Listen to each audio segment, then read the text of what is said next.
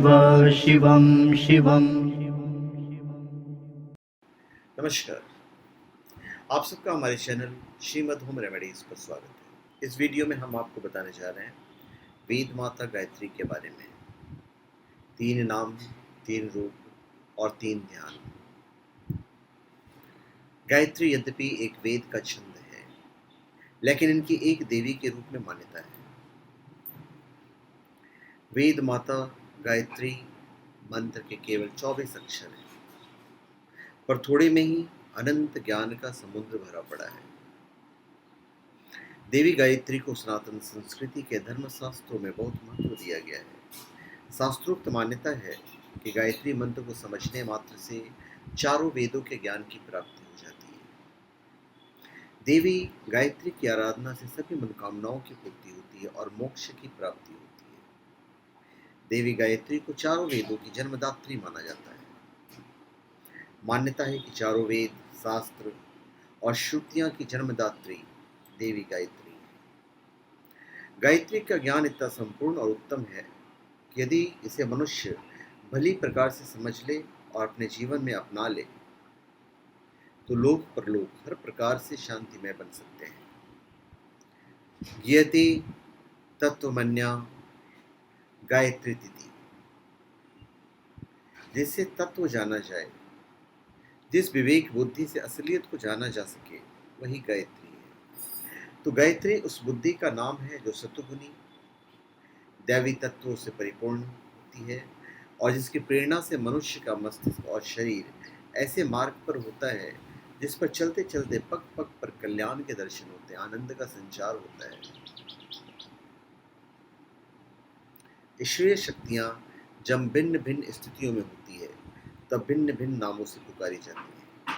तो गायत्री को 3 नामों से पुकारा जाता है: आरंभ, तरुणाई और परिपक्वता।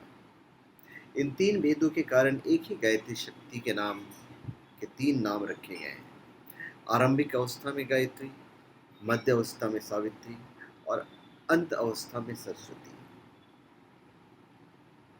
तो सूर्य की आभा प्रातःकाल अरुण, मध्याह्न में शुभ्र और संध्या में धुंधली हो जाती है। उसी प्रकार गायत्री की आभा अरुण, सावित्री की श्वेत और सरस्वती की कृष्ण वर्ण धुंधली है। तो प्रातः काल में ब्रह्म रूपा गायत्री, मध्याह्न काल में विष्णु रूपा गायत्री और सायंकाल में शिव रूपा गायत्री। तो हम प्रातः काल ब्रह्म रूपा गायत्री की बात करते हैं, जिन्हें आप समझ लीजिए ध्यान और स्वरूप। प्रातः काल में गायत्री ऋग वेद स्वरूपा बालिका के रूप में विराजती है। वे ब्रह्मा जी की शक्ति हैं और ज्ञान रूपिणी हैं। वे लाल रंग की हैं और उनके वस्त्र भी लाल रंग के हैं। इनके 4 मुख और 3 नेत्र हैं और इनमें अपने हाथों में रुद्राक्षमाला, कमंडलू, पाश और अंकुश क्रीड़ा कर रही हैं। ब्रह्म की देव शक्ति होने के कारण ये ब्रह्म दैवत्या कहलाती है। ऐसी माता गायत्री हमारे ध्यान का विषय होकर हमारी दैवी संपत्ति को बढ़ाने में सहायक होती है। अभी प्रातः काल का समय ब्रह्म मुहूर्त कहलाता है। तो उस समय ब्रह्म तत्व की विशेषता रहने के कारण गायत्री को ब्राह्मी भी कहते हैं। अब हम आते हैं मध्याह्न काल में विष्णु रूपा गायत्री, ध्यान और स्वरूप। सूर्यमंडल स्थित युवावस्था वाली, पीले वस्त्र, शंख, चक्र, गदा तथा पद्म धारण कर गरुड़ पर बैठी हुई अजुर्वेद स्वरूपा गायत्री का ध्यान करें। सविता सूर्य के समान तेजस्वी होने के कारण मध्याह्न गायत्री का नाम सावित्री है। वे युवती अर्थात विकसित, पुष्ट और सुदृढ़ है। परिपुष्ट होकर अपनी पूर्णावस्था के तेज से झिलमिलाते हुए गायत्री श्वेत वर्ण और पीले वस्त्र धारण करती है और विष्णु की दिव्य शक्ति होने के कारण वे विष्णु दैवत्या कहलाती है। मध्याह्न गायत्री का श्वेत वर्ण दर्शाता है कि वे प्रकाशवती और आलोकमय है। मध्याह्न गायत्री के हाथ में 4 पदार्थ हैं: शंख, चक्र, गदा और पद्म। शंख अर्थात वाणी, चक्र अर्थात तेज, गदा अर्थात विनाश और पद्म अर्थात वैभव। इन चारों पर इनका आधिपत्य है। अब संध्या काल में शिव रूपा गायत्री सूर्यमंडल में स्थित पृथा रूपा त्रिशूल, डमरू, पास और पात्र लिए वृषभ पर बैठी हुई सामवेद स्वरूपा गायत्री का ध्यान कीजिए। संध्या काल की गायत्री सरस्वती के नाम से जानी जाती है। सरस्वती अर्थात सरसता वाली, संगीत, कला, कवित्व और अन्य रसों की निर्झरिणी।